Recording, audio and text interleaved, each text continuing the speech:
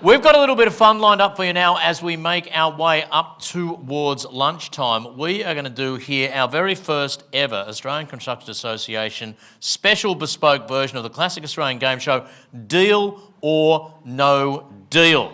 I'm going to have 4 characters here involved in a negotiation process to see if we can finally get a deal with Meg Redwin from Multiplex playing the role of the contractor. She'll be negotiating with the client, Sally Stannard, the financier, Malcolm McIntyre, and the insurer, Roger Irvine, my apologies, Roger. I can see Tom Gellibrand licking his lips at the I word because this is a complex infrastructure project we're talking about. Meg, come and join me on stage and let's set it out. This is Deal or No Deal. Meg.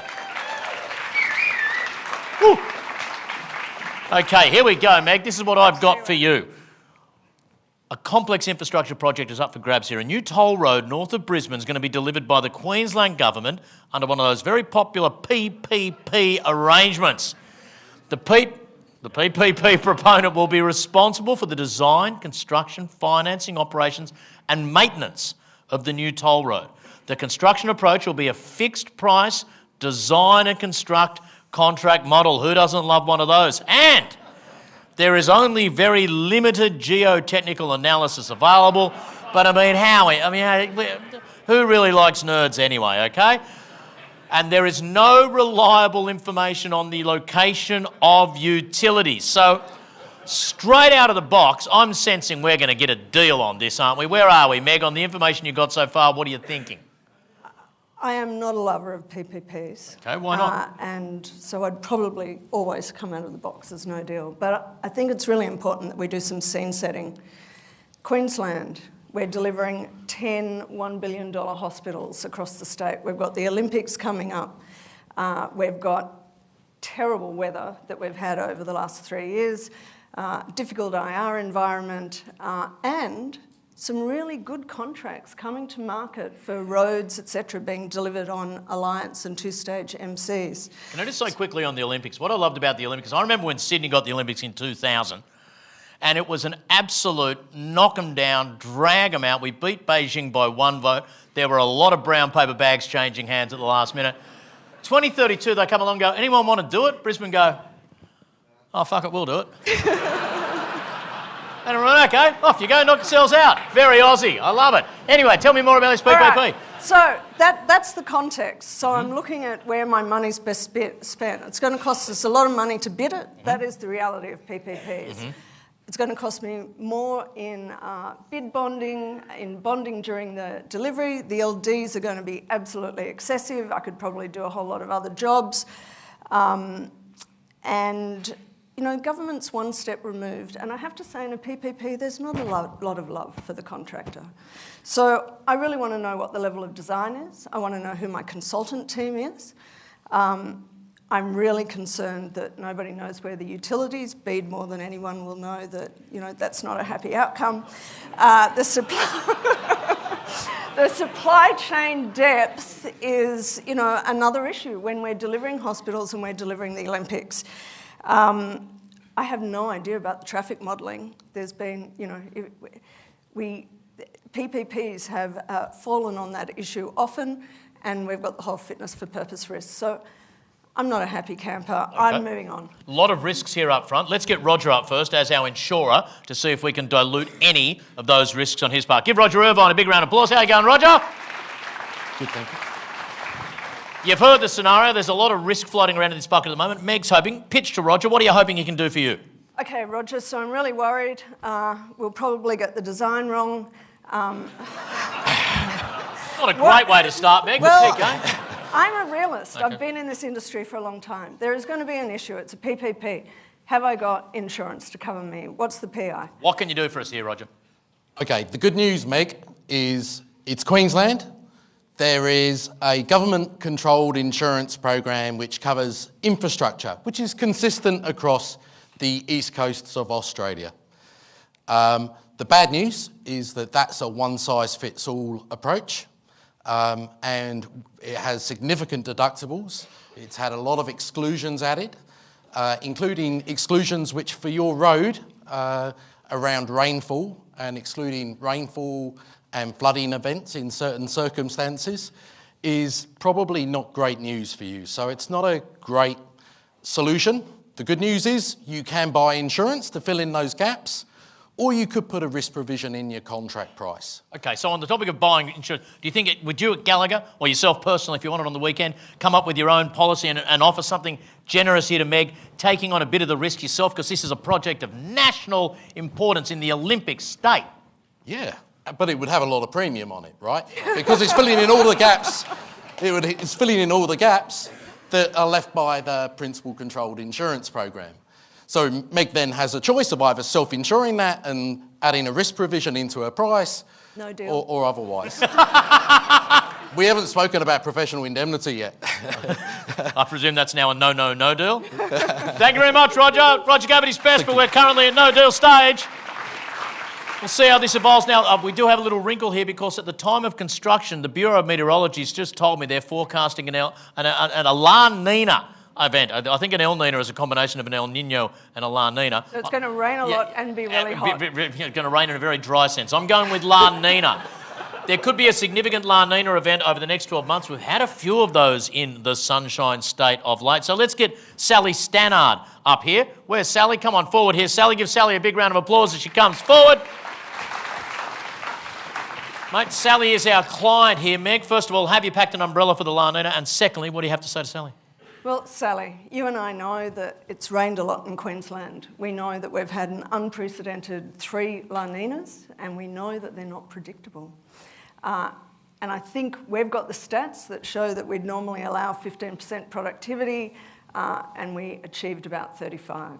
So I'm assuming, if you want me to deliver this in a PPP, that you're going, I would like to ask the government politely to take the weather risk, because I just don't think it's a risk that we can take. It's really unknown. We're being told by the Bureau of Met that it can't adequately prove it. I don't think adding 35% to my price is going to necessarily help you, but there's probably some mechanisms where you take some of that weather risk. What are your thoughts, Sally? Weather risk, bit of wriggle room there? Wiggle room. We're in a PPP, in a fixed price environment, and when you have wiggle room, what that means is I have to go and beg for more. The gating and the controls on government spend is my job, and I need a fixed price, and I can't predict the weather any better than you. I'm looking for a top-tier contractor who can think this through, plan, prepare, and get us through. And it's a road, which is open, and Roger's just told us it's going to flood away and we've got no insurance. But that's all right. The contractors in the room will take that risk. Top-tier expertise, that's what we're looking to buy in Queensland. But you've got to think about Queensland, think about Brisbane. Paris has just gone off, right? You are going to be held, you're going to be held accountable to the standards they've set. They've got the Eiffel Tower, they've got the Arc de Triomphe. No disrespect to Lang Park. You've got some work to do. We need this toll road built just for the reputational risk. Can't the Queensland government give us a bit? That's why we're in a PPP. We need it with a fixed time. It's got to be there. It's got to open in time for the Olympics. And I can't control the weather any better than you. So I reckon we should sit down and work out if there's a better model. Now. And take the PPP off the table and go back to government and say, you know, these are interesting times. And Adam is right. It's what Tom said this morning. You know, you're going to need that road from Western Sydney Airport. So I've question to hit you with on the run that was clearly unscripted. Any chance of taking the PPP off the table altogether, Sally? Now we're going back to the budget and we're looking through and we want a risk allocation that's appropriate for the state. But there's a place where a PPP works really well. And we've had a lot of conversations today about collaborative contracts. So maybe there's a mix where there's scope that fits in a PPP and maybe there's one that doesn't. I don't think we're there yet, but maybe that's where we're headed. Have we got a deal yet? We still no deal? no deal. Okay, thank you very much, Sally. You tried your hardest. Give Sally a big round of applause. Okay.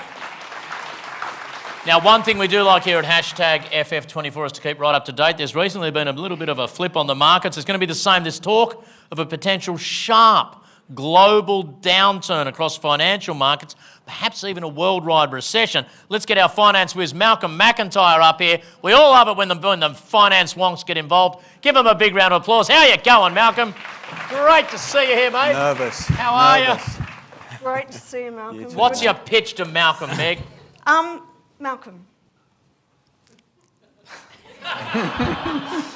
We've both been in the industry a long time. and we're great problem solvers. So I think it might be time for Project Co to step up and take some risk in this PPP. Okay, so let's look at it. So we've got no... It didn't sound like a great start, I'll be honest with you, Meg. I can read body language reasonably well. Maybe I should stand next to him. So we've got no geotechnical. None. We've got no utility information. No. And even in other projects where they said we had fabulous utility information, we know what happened there. We are almost absolutely certain about the La Nina, if that helps. Unless Roger can give me a weather derivative on that, then Okay. I've got no interest in taking a naked exposure there. So, and we had a discussion in what future good looks like this morning, and project definition came through as being a very significant part of that in improving things. And so we don't have project definition here. So, and given the fact that the project is probably in the multi-billion dollars, even if you were willing to take the risk, I don't think I would, because because when it goes wrong, as it inevitably will, Of course. it's going to be on all of us. Absolutely. So we need a better solution for this one, I think. It's so easy. But can I say though, I know you don't like PPPs, but I obviously love them. And just because we can't get, and to me the PPP shouldn't just be about risk transfer. I think there's elements in the model that are worth pursuing: innovation, whole of life costs. There are great outcomes that can be delivered. It shouldn't just be about the risk. We're talking a project here, like you said, this is billions and billions and billions, so your commission alone could be like a big fat wedge. Surely that's enough to get you and Capella across the line. Not if it leaves you with a 5 or 6 year problem. It's not worth it. No deal. Anything I can do to sway you here? No. Locked in? Anyone in the Locked in. audience, deal I or don't no know. deal? We should- Anyone, deal, anyone, deal, no deal. or no Anyone, deal? deal, What's no. deal? Hand up. Deal's hand up, no deal's across the arm. Show me where you are, audience. Oh. Okay, well, I think we need Sally back to go Sally. to government and give us a new model, Sally. Okay, thank you very And much, Malcolm. You might be out I'll of the stay right model. here. No, You might, stay you here. go, you might be. I know time is money, Malcolm, but you might. What have you got for us, Sally? Can you come up with something new to get this boy. across the line? Pressure's on. I want some fixed scope that I can bank, and you can have a little bit of that margin, but can we bring down that cost? And can the part that's risky, can we get that in a different model, Meg? Can we open that conversation again? I don't understand what any of those words meant, so I'm going to throw to you.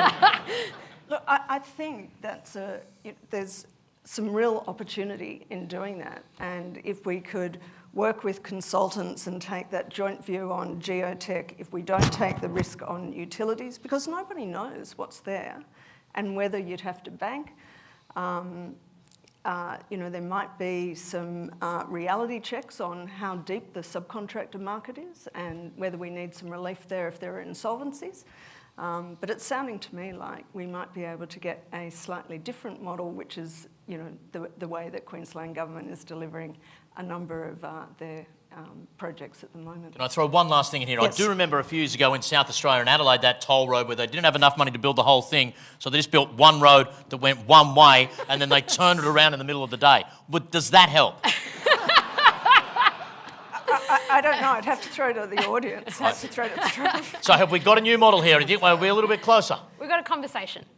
I think we've got an early contractor involvement process that says, what could this look like? I still need through life maintenance. I still need to be able to bank that long-term risk. I don't want to touch that. But I think we've got a conversation in the construction phase. And I think that's what, we're seeing those two-stage MC or early contractor or even very early contractor give some really good positive outcomes to the industry. And, we've been talking about that this morning. And risk profile is one of those tough things that does drive culture on sites and makes, people are doing work outside their normal hours because they're, putting all their notices in, etc. So doing something a little bit more collaboratively, I think would be fantastic for them. Malcolm, are we a bit closer to getting you to open up the jar and just sprinkling some of the magic money dust over here?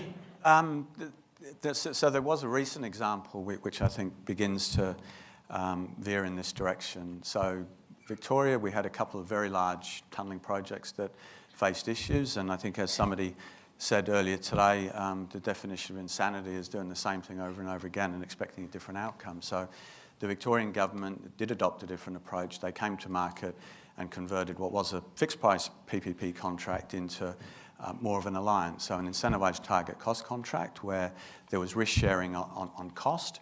But they did a couple of other things prior to that, and here we still have a problem with project definition. So I would be saying that we, and in the North East Link example in Melbourne, there was a 9-month procurement phase, not a 5-month procurement phase. So let's have the government invest in doing the investigative work on the geotech, on the utilities, 9-month process so we can really start to take the risk out. There was also a very significant investment by government in the tender as bid cost there. And again, it was a multiple of what we'd done previously, because I think, you know, everyone worked out when the project is of such a significant size, when there's problems with it, it doesn't just sit with the contractor or the state. Everyone's involved is forced to deal with it. So I think that those efforts, both in the upfront project definition phase and then a contractual regime where, as problems arise, rather than it being a binary outcome and throwing it back and forward across the fence and not actually dealing with the underlying issue, focusing more on the commercials, when there's a risk-sharing regime there, I think people's focus is actually, well, we've got to deal with the issue, so let's solve that, and the commercials will I think I've got a solution here. You've said push out the 5 months to 9 months. We know it could go out a little bit longer. I know a couple of people at the IOC. I'll ring them. I'll get the Olympics pushed back to 2033, and we're all on the same page, and we've got a deal, yes? We're closer to a deal, yes? Yeah, on the model that Sally and I are going to discuss with Malcolm's help. Given that the next thing we've got is lunch on the agenda, we're pretty close to a deal, yes? Deal, there you go. Give a round of applause. Thank you, Sally. Thank you, Meg. Thank you, Michael. Thank you very much, Roger. Wonderful conversation. There you go, okay. I do want to thank our sponsors again before we break for lunch. The good people at KPMG are facilitating all of the leadership roundtables today. We'll be hearing from them, summarising those discussions at the end of the day. Craig Australia, Autodesk, Pinsent, my apologies, Masons, and Select, and Innate, VisiBuild and Cbus. How about one quick round of applause for our sponsors? Thank you very much. Simply couldn't do it without them.